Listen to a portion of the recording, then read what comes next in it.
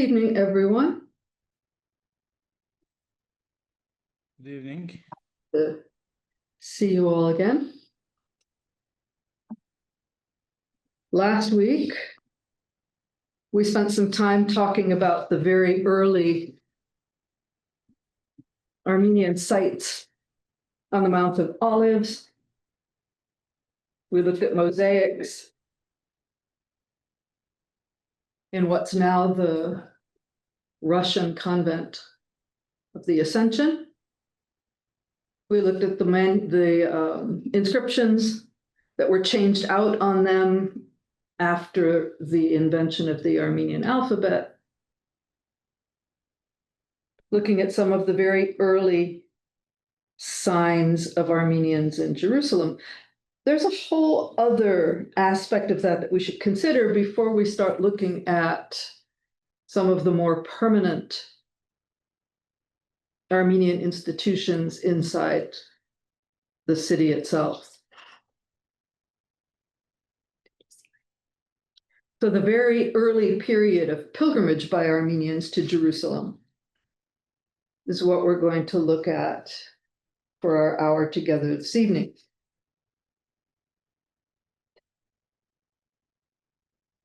If we can put our minds back into the 4th century when Constantine's building program is underway, you can imagine how much excitement there would have been in Jerusalem as the Christian community coalesced, came together around the new structures, the new plan for Christian Jerusalem that was becoming a reality thanks to Constantine, Helena, King Turdat, and others. Jerusalem became the center of the Christian universe. This was the intention in creating this building program and making it possible for people to come and to spend time traveling between the important spots in the life of Christ. And so it would remain. Jerusalem would be central to Christian self-understanding, even into the late medieval or early modern period. You will still find maps like this with Jerusalem at the center of everything, even though people knew perfectly well that it was not physically the center of the world. Nonetheless, for Christian faith, it was. And so it's not surprising that as soon as Christian Jerusalem was underway, as soon as these building projects were getting going, Armenians began to arrive from the newly Christianized Armenian homelands, which I should remind you in that time period were much larger than today, covering a great part of Anatolia, leaning farther to the east as well and to the south. So there were a lot of places that were part of the Armenian homelands that we would not now consider be the Armenian homelands. And we'll see several of them as we start going through this evening's material. In fact, it didn't take long for it to be almost unthinkable that a Christian would not come to Jerusalem. In spite of the fact that the Cappadocian fathers frowned on pilgrimage, considering it unnecessary to faith, even though some of them came themselves. It soon became apparent to Armenians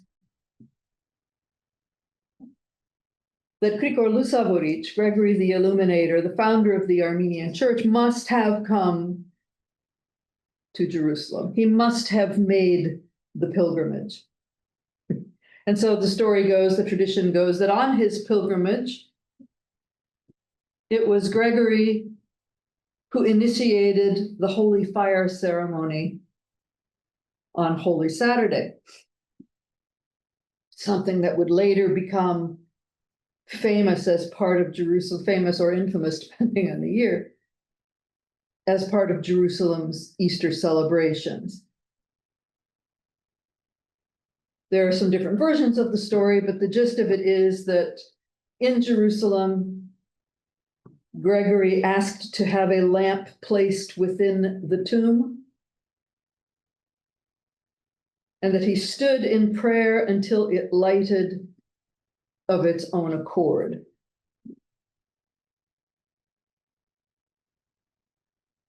And the story of Gregory's pilgrimage had a very long afterlife. In the 1720s, so 1400 years later, a Franciscan monk who served as the custodian of the holy places for the Roman Catholic Church, a man named Elzéar Horn, lived and served in Jerusalem for 20 years, was very enthusiastic about the holy places, tried to record everything that he could about them. And he wrote a book in which he described in great detail and with illustrations what he considered to be the important features of the most holy of the sites for which he was responsible, among them the Holy Sepulchre Church. And you may be able to see on the slide that there are a lot of numbers on this facade of the tomb building as it was in his day, the tomb's edicule. It's a little house.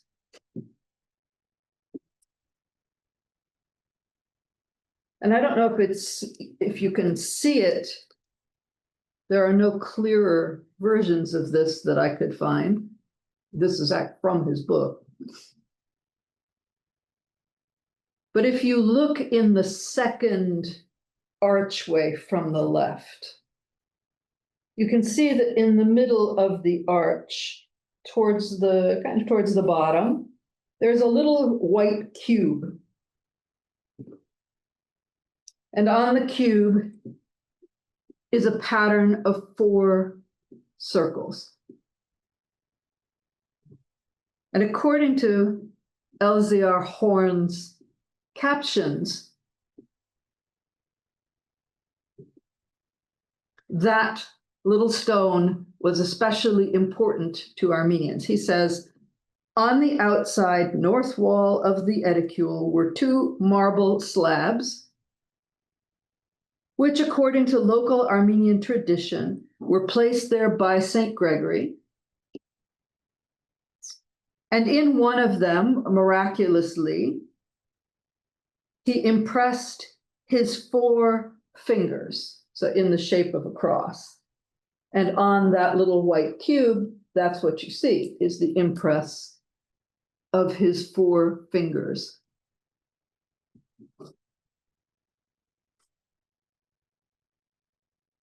As they say, this is what those 4 small holes show.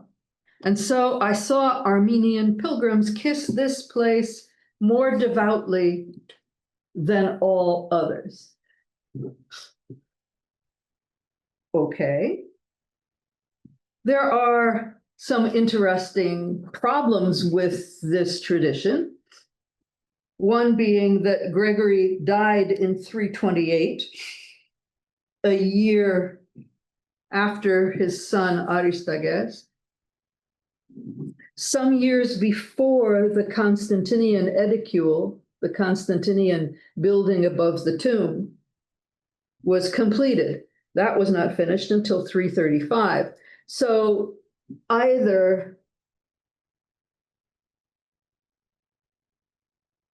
and one other thing I should add, this edicule in the picture is not the same as the one that was there in Constantine's time. It has been changed and enlarged and so on so that it could accommodate more pilgrim. presence. So you have to wonder, A, is this possible chronologically? Maybe Gregory did imprint his fingers on something. Maybe it was the rock was so precious to Armenians that they transferred it to the new building. Maybe this is just a pious tradition, who knows? But in the 18th century, this is what it was reported as being. Armenian pilgrims come, they venerate this stone more than all else, he says. So, what made the tradition plausible was that people had a hard time imagining that Gregory would have suffered so much for Christ, and yet would not have made the effort to come to Jerusalem to see the places where Christ himself suffered.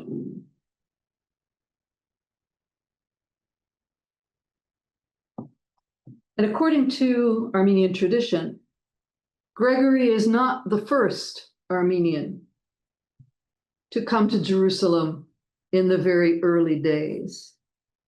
You may remember the story of Saints Gaiane and Hripsime,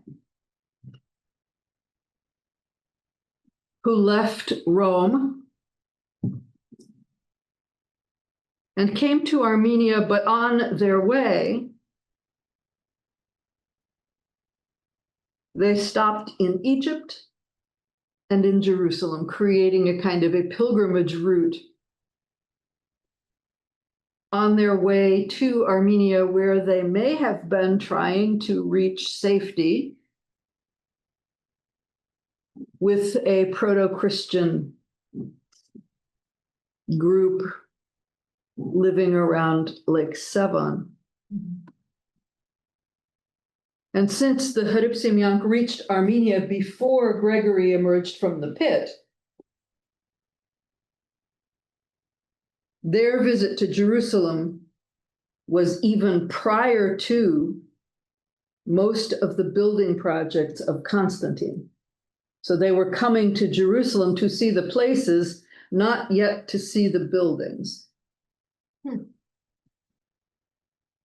And these very early pilgrimages, the one by the Hripsimyank and the one by St. Gregory, are tradition.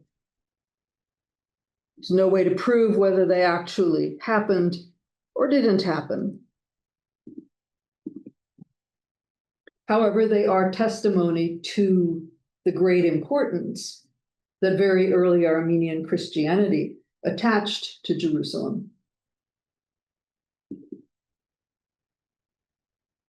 And the documented arrival of Armenians in Jerusalem on a temporary basis, arriving as pilgrims, in other words, although some of them chose to stay,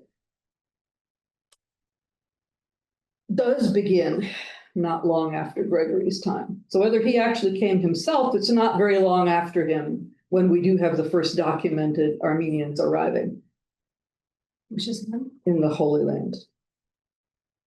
Gregory's older son and his second successor, Vertanes, governed Armenia from 327 to 342 or so, sent a delegation to the Bishop of Jerusalem who oversaw Constantine's building program, Macarius. So it would have been in the middle of Vertanes's reign before Macarius died in 335 or 336. And this delegation had two purposes. The first purpose that they had, first task that they were assigned, was to attend the dedication service for the magnificent Holy Sepulchre Church complex, which you can see here kind of imaginatively reconstructed, stretching from the luxury shopping street called the Cardo to the right of your screen, up a flight of stairs, and then along a long expanse, including a basilica church called the Martyrium, a courtyard garden space in which the rock of Calvary stood in the open air. And then at the far end, a second enclosed space with a rotunda behind a magnificent facade, housing the tomb itself with a large ambulatory space around it. And Constantine had ordered that for the building of this complex, no expense should be spared. In his letter to the bishop, he suggested that the ceiling of the basilica should be coffered in gold, that there should be mosaics throughout, and so on. So Macarius had the enviable job of a no budget, do whatever you want building project. And he took full advantage of it. Constantine would have been pleased. If he wanted the most beautiful building in his empire, he got it. So they were going to attend the dedication service for this. And here you can see, this is a map, mosaic map in Jordan in a place called Madaba. And you can see kind of in the middle of the screen, there's this colonnaded shopping street, the Cardo, this is the map of Jerusalem. And then rising from the street is this big staircase. And at the top, the basilica. You can't quite see the garden, I guess you wouldn't be able to. And then at the end, the dome of the rotunda.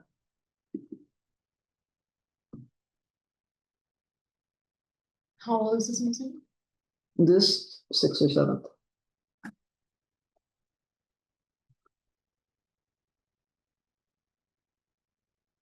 And you can imagine that the Armenian delegation was properly impressed by the importance that was being shown to their country's new faith. Here's a kind of a cutaway view of the basilica, which was 3 stories, so very tall, which helped to make up for the fact it was a little shorter than most basilicas. It had a wonderful altar space right next to, although you wouldn't be able to see it from inside, right next to the Rock of Calvary. And around the altar were 12 beautifully carved columns, and on top of each column was a gigantic silver bowl that was the emperor's personal gift to the church. And the festivities for the dedication were extraordinary. The Armenians, we assume, enjoyed all of this, and then went on to their second assigned task, assigned by Catholicos Vertanes, to use the term a little anachronistically. Their second task was to ask his input on some liturgical matters that they had noticed were done differently in different areas. So they were noticing differences in the way that baptism was conducted, the way that Eucharist was conducted. And so they asked for the input of Jerusalem's bishop, the center of the world, after all, as to how these things should be done. Now, we don't have their letter to Macarius. We don't have Vertanes's letter, but we do have Macarius's reply. It was published with a very good study of it by Abraham Tarian in 2008. And the particulars of the liturgical responses don't interest us at this moment. But Macarius mentions in his response that other letters had come from Armenia to Jerusalem.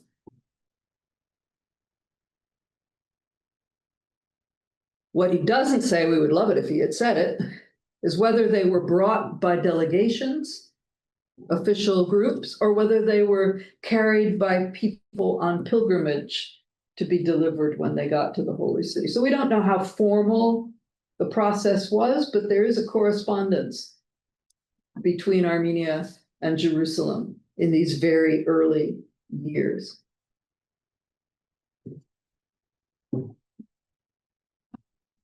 And it's not just official delegations that are coming. The writer and rather odd character, Bishop Epiphanius of Cyprus, who lived almost 100 years, 310 to 403, has a massive work in which he listed and described all of what he considered to be the deviant quasi-Christian groups and their teachings that he knew about. Kind of recording, documenting the diverse landscape of Christian thought in its early years. And he mentions, in fact, he goes on for a couple of pages about it, that in the year 361, just a few years after Votanes's official delegation, an Armenian named Eutychus, at the end of a pilgrimage to Egypt, came to Jerusalem wanting to live there. He wanted to stay. And in Jerusalem, he joined up with a monk that he thought was especially ascetic and holy.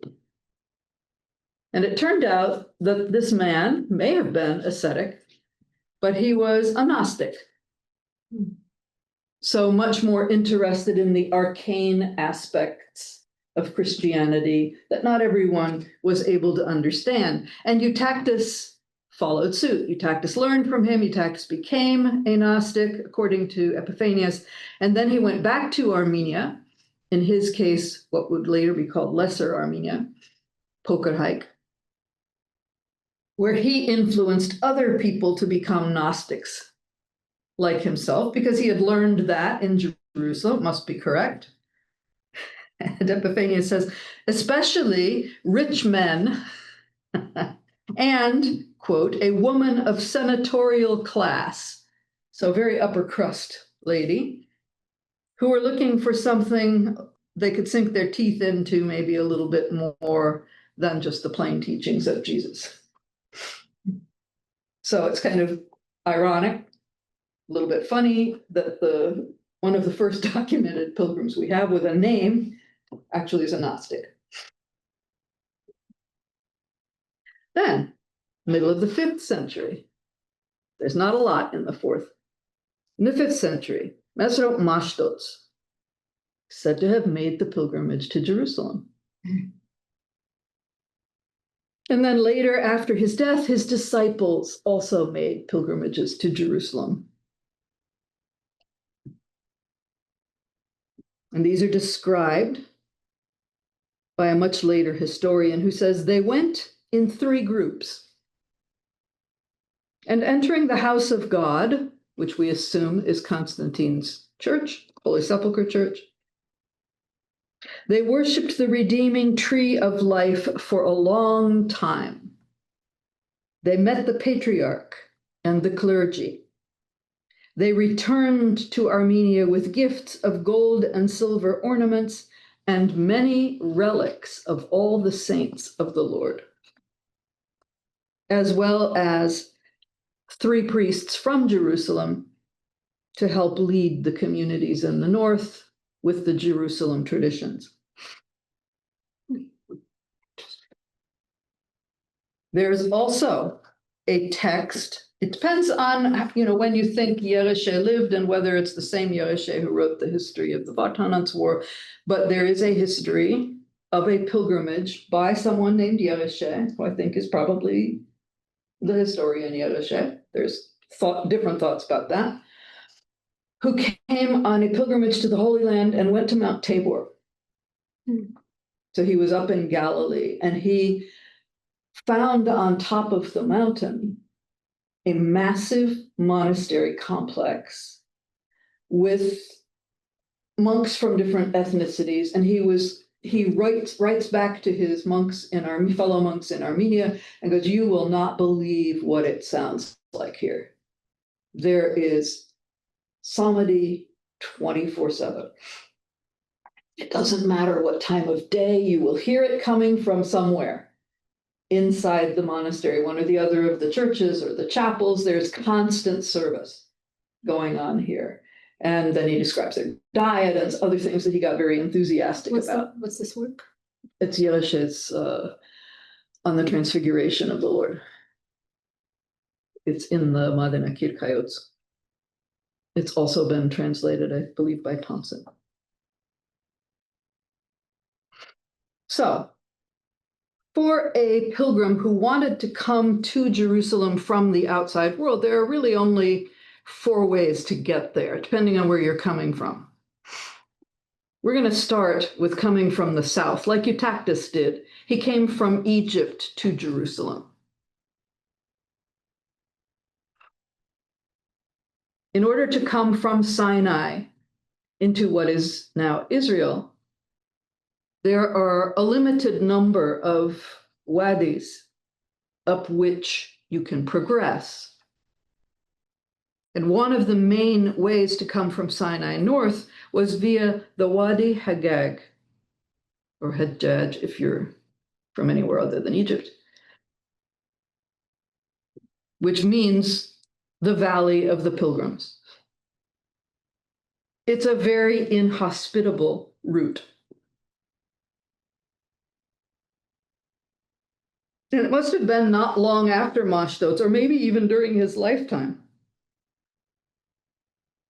that we have the earliest pilgrim graffiti in Armenian in this area.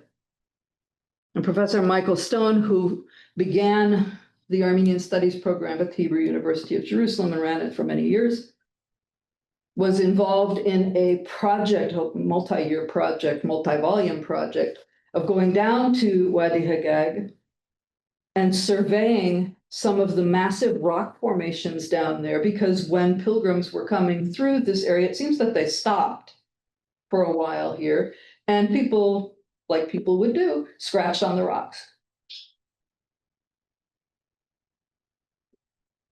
And so here in Wadi Hagag,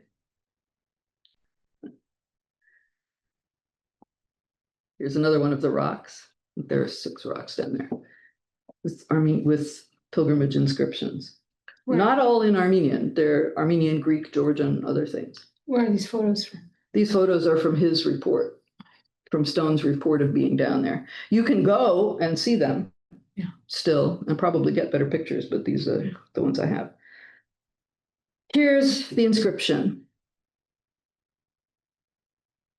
You can't quite see the beginning of it, but then you can see pretty clearly the name Anania. See the Ipe, Nu, Ini, and then kind of an Ipe at the end. And you think, okay, that's fine. So how do you know, other than the shape of these letters being very early, how do you know that this must have been in the early days? What gives you the right to say that this is a 5th century inscription? Well, I'll tell you what gives me the right to say that, what gave Stone the right to say that. And that is that, fortunately for us, Anania the pilgrim continued on his pilgrimage, and he probably stopped in a lot of places, but we know for certain that he visited the church that then existed on the site of the present Basilica of the Annunciation in Nazareth. So like the opposite end of the pilgrimage route. So he did the whole thing. When excavations took place there, this was discovered. Scratched on plaster under a floor that was known to have been destroyed in the year 447. So the inscription must be earlier. If the floor above it was destroyed in 447 and this is preserved under the floor, then it has to have been there before the floor was destroyed. And on the left, you see Arnania. Anania. And then you see some more Armenian off to the side. God. Yeah, we're not quite sure what's going on with that, whether it's Marem or what else it might be there. In other words, when Anania was defacing buildings, I should have left the inscriptions. right? When Anania was still defacing buildings, Mesrop Mashtos may well have still been alive. He died in 440, Mesrop Mashtos. So who knows, but it's awfully close to his lifetime. And it's interesting, it's not just Anania, but Anania traveled with a guy named Popkin, who also left graffiti in both places, Sinai and Nazareth. And he left a third one, just to be sure, in Nazareth at the base of a column, just in case you should miss the fact that he had been there. Interestingly, an antiquarian bishop in Jerusalem named Mugurti Chalavnuni says that when he was in Nazareth, before the building of the present basilica, he was looking around the ruins, he saw the name Hago in very large letters on the corner of a wall. And there were more Armenian letters. He couldn't quite make out what it was that they said, but they will have been in the same kind of area as this. So that's interesting. Armenians have been graffitiing buildings for a long time. Giving ideas. Right, exactly. And all you have to do is think of the 20th century inscriptions, the graffiti in the old seminary building in Jerusalem to go, oh, yes, this is an ongoing process.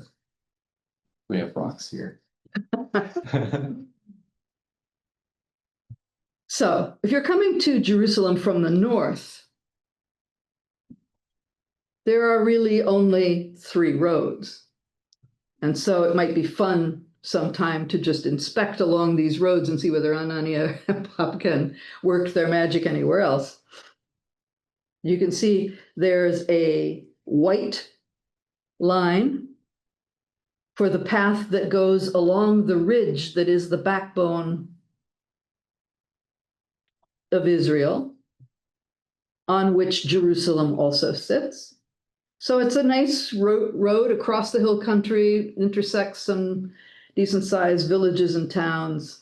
It's a very pleasant route, but sometimes a little dangerous.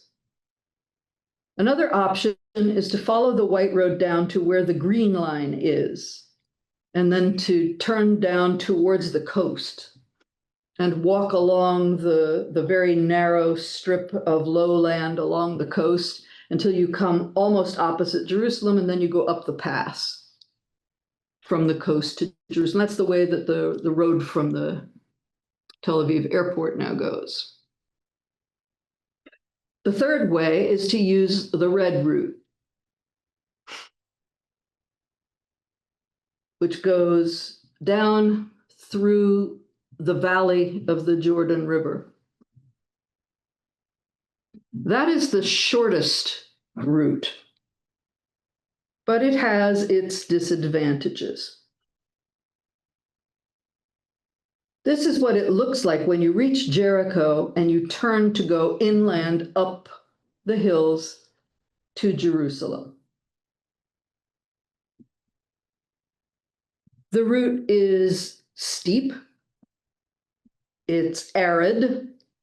Here's what it looks like for a good chunk of the year. In fact, it gets drier than this in the summer. And it could be absolutely deadly hot along this route. So it's one of those things you want to do it in the winter if it's not like pouring rain. it's a very inhospitable route. Shortest, but definitely not sweetest.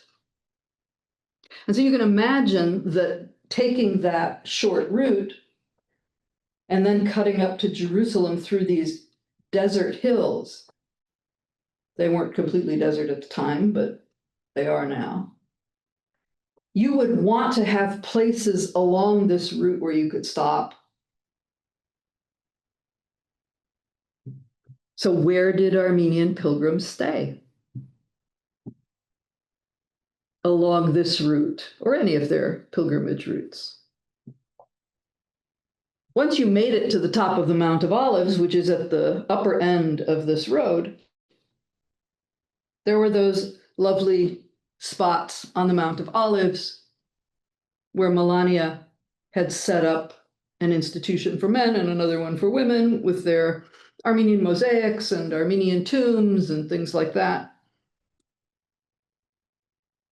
But before you get there, it would be really difficult. So Melania went back to Rome in her old age and unfortunately was forced to return to Jerusalem because there was an invasion of Rome. She got back in the year 410. She died just a few months after she returned. And just before she got back to the city, in the very early years of the 5th century,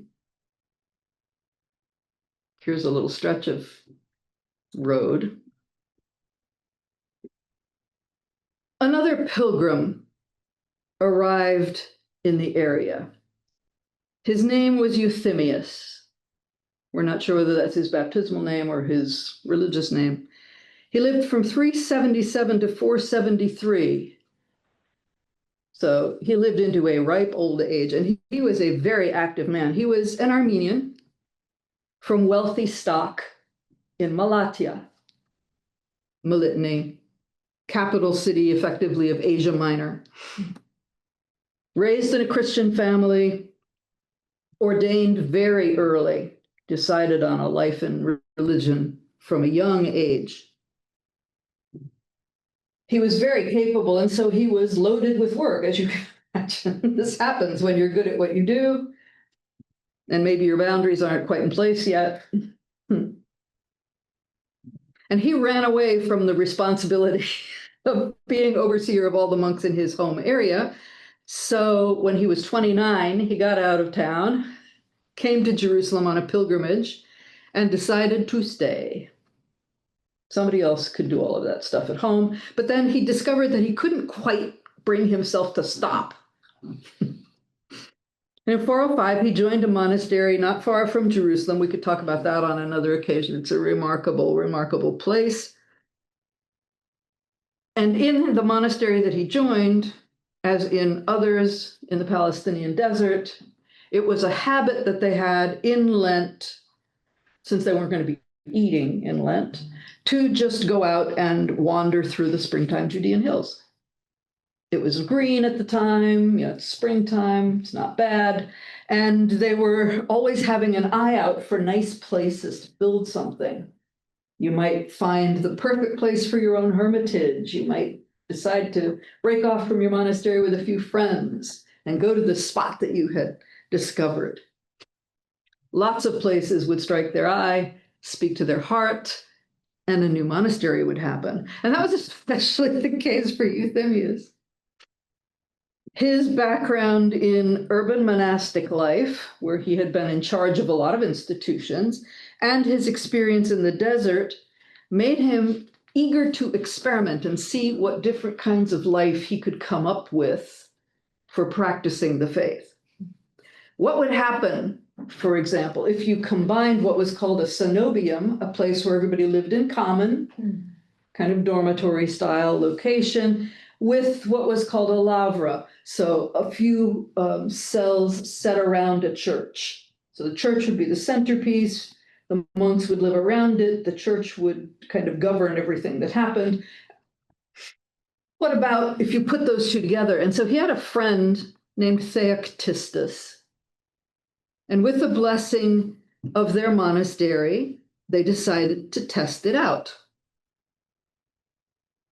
And they built themselves a cenobium, a place of common residence, here in the cliffs, not far from their home monastery, just in case it didn't work, you know, you're not that far away. And here's a picture of the entrance to one of the cells, looking out into the valley. They tested it out. It worked. It was nice. And then he tried a solo hermitage, and then he tried other things. And then he thought, well, if it's nice in the Judean desert, what about that strip of land between Jerusalem and Gaza? It's nice down there too. And you can grow vineyards and things.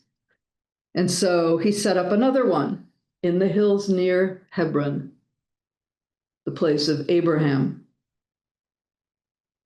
So he's founded 3 monasteries, 4 monasteries, and then he decided to give it one more go. Because one of the problems with his monasteries was they're great to live in, but they didn't have an income stream. So you would have to make stuff and take it and sell it, kind of thing. And so his final experiment in community life was one that was designed to be financially viable. It was a pilgrimage monastery built along that very arid road to serve the needs of people going either from Jerusalem to Jordan or vice versa. Now, you can see where the black line is in the middle of this picture. Now it's embedded in the center of an industrial zone. So if you go down to visit, and I'm not sure how often it's open anymore, but when you go down to visit, you wonder where exactly in the world you are, because you're behind warehouses and little factory things and so on. And as you can see, the monastic complex there is tiny compared to the rest of it. It's hard to imagine that it was very large at one point, and that the area around it was heavily wooded. Luxuriantly so. So here's what he created. This monastic complex. On the left side is an inn for entertaining pilgrims. Beyond it are gardens so that you could feed them. The church is in the middle.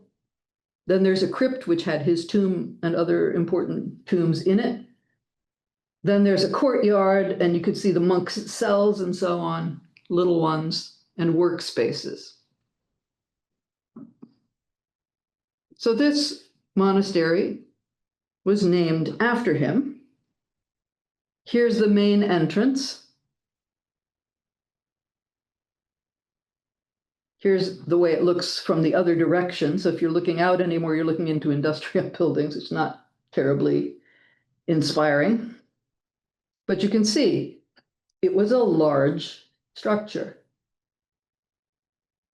Some of the arches are still standing. You can see how large the pillars were. That tells you something about the size of the halls around. And if you look to the right in this picture, there is a staircase down toward the crypt.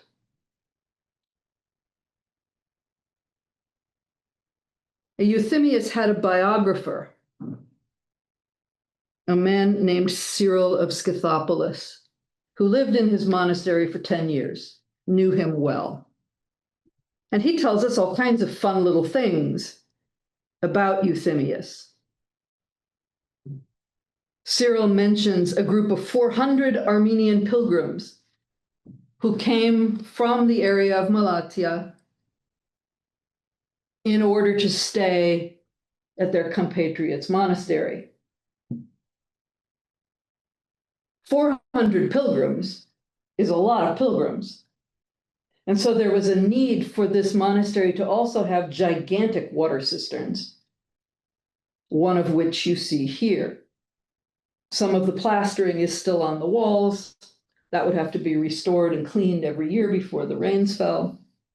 And just for scale, there's the staircase going down into it. This is not for the faint of heart. It reminds you a little bit of Roberta, only longer. And a normal-sized person would come up to about the third rung on that stair. So you can go down and get a feel for this, plus the acoustics are nice.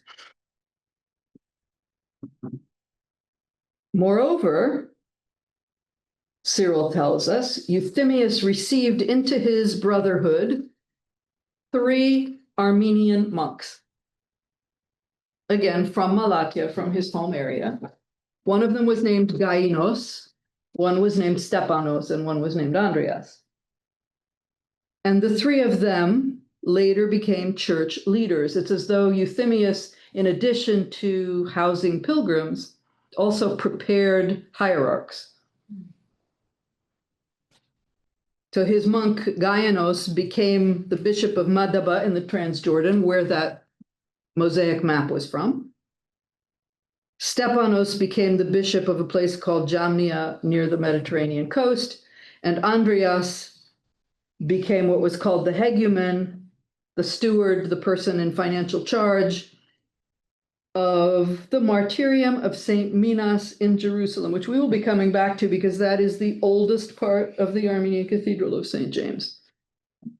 And we'll be looking at that next week when we look at the stable communities of Armenians in the Holy Lands. After Euthemius died, he left behind plans for his institution to grow, which it did, and at its peak, it housed 500 members of the Brotherhood. It had ample funding, influence, and prestige, owned a lot of land, and had its own hostel in Jerusalem. So when its monks went into town on business, they had someplace to stay. And the prestige of Euthemius's monastery carried over into the monastery of one of his disciples named Martyrius, another Armenian from Malatya.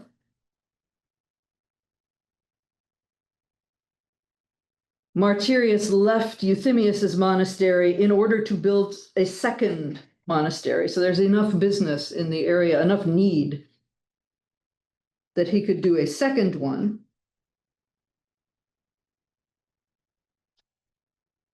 And the 2 monasteries became 2 of the most influential institutions in the church establishment of Jerusalem. Now, the monastery of Martyrius is kind of huddled in the middle of a housing development, an ever-growing housing development called Ma'ale Adumim.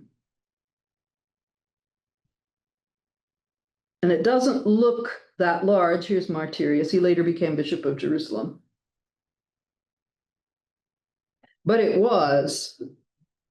And you can see how embedded it is in the community around it. It's rather amazing that they've allowed it to continue to exist. And so here you can see the refectory, the dining room, I believe it is, for the monastery.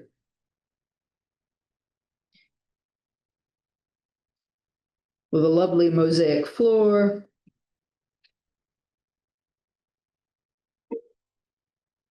All kinds of rooms for various purposes.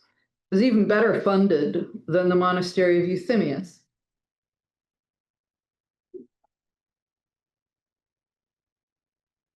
Supervisors for the Holy Sepulchre Church complex, which was a big job, were frequently chosen from the monks at Martyrius. As I already said, Martyrius himself was chosen Bishop of Jerusalem, and other officials were also pulled from amongst the ranks of the monks here, meaning that they were extremely well trained, literate, administratively savvy, and so on. Also from Euthemius's monastery came this institution. No one knew that it existed until just a few years ago, I think 2012. It was discovered when they were digging up for something else. on Mount Scopus, which is the continuation of the road up into Jerusalem. In this monastery, in the back, you can see the room towards the back of the plan. It says the inscription is here. This is the inscription on the right, very small. There's almost nothing to it except the name. So somebody named Grigor memorialized himself in a back corner of the building, thankfully for us. Again, a super early inscription from the same time probably as Euthemius Martyrius, using Armenian letters. Is it abbreviated? Yeah. Mhm. So you have the re and the ini are together, Grigor, and we're not sure what comes next.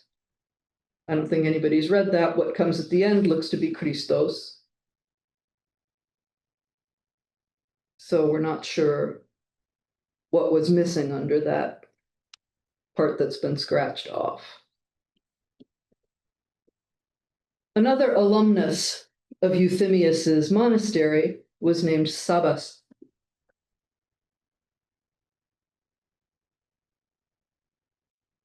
Became the most famous of all Palestinian monastics, got his start from Euthemius. And he came on the scene looking to create, not on the roads up to Jerusalem, but in the desert, the hills beyond Bethlehem, on a back road down to the Dead Sea. Looked to create a monastic establishment that would be quiet and large. So when you look at it from a certain angle, it looks like it's just up against a hill, but it's not. Here's what it looks like from the other side. It's huge. Women are not allowed in this, so I have no interior pictures. I have one really poor interior picture from someone else, as you'll see. So this gigantic fortress-like warren of structures, What is it called again? St. Sabas. There are a lot of them that women are not involved. Yeah, but this is definitely one. It's very annoying. Not even the Empress was allowed into it when she came, and she paid for it. So that's like, thanks for the money. You can look in from a tower over there. How's that cool? It's very interesting. Here's another view of it. It's like no matter what time of day, it just blends in totally with the surroundings. Had some very famous monks here, including one named John the Hesychast, John the Silent, who was an Armenian. If you look at it from above, you can kind of see how it terraces itself down the hillside. You can still get there, but I would really suggest going with somebody who's native to the area. I made the mistake of not doing that at one point. The scary afternoon. Is that a river? That is a wadi, it's not a river. So as far as I know, it doesn't fill up with water. Okay.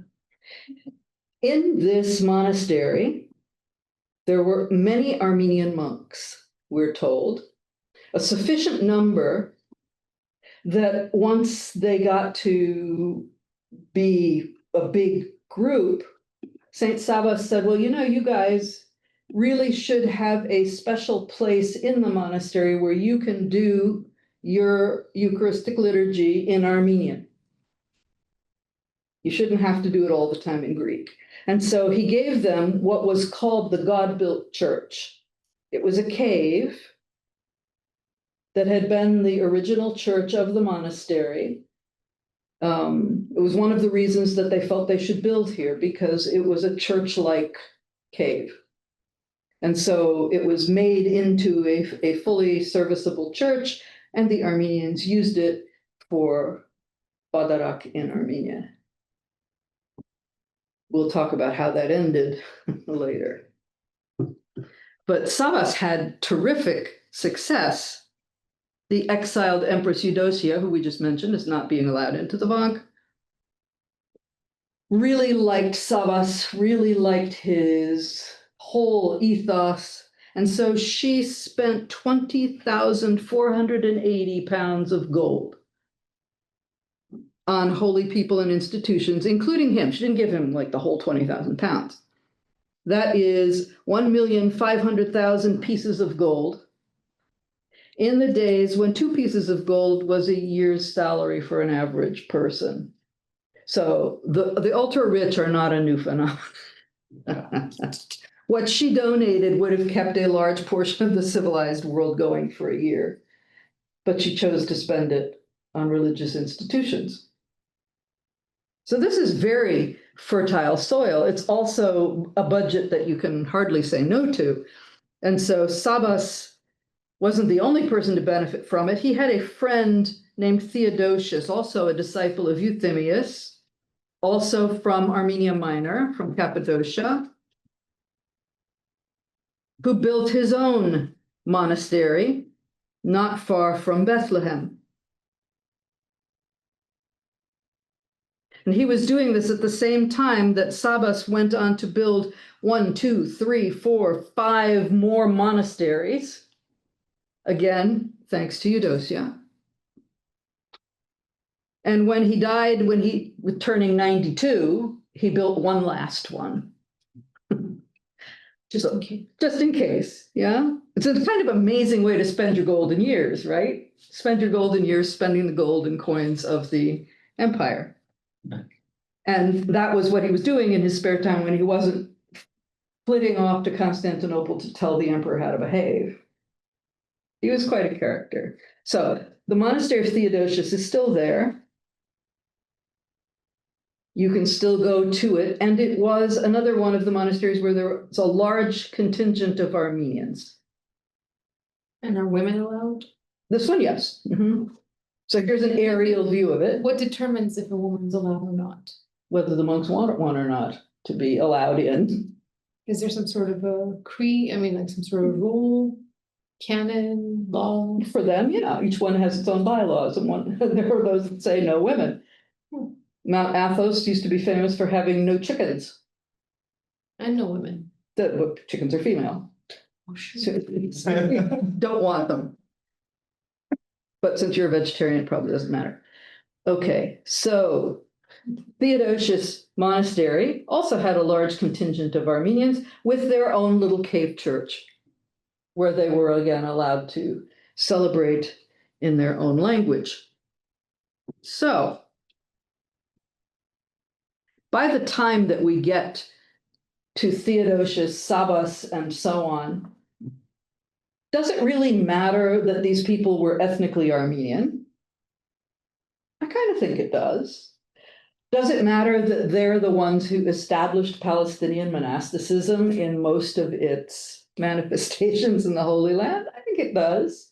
I think it says something about the energy and the spirit behind the Christianity that built these places. So next time, what we're going to talk about is the equivalent to these kinds of monasteries within Jerusalem itself, within the walls of the old city. What happened for Armenian pilgrims and people who chose to stay? How did the monastery there grow? It was certainly not the only monastery. So what was the complex of Armenian structures within the city like?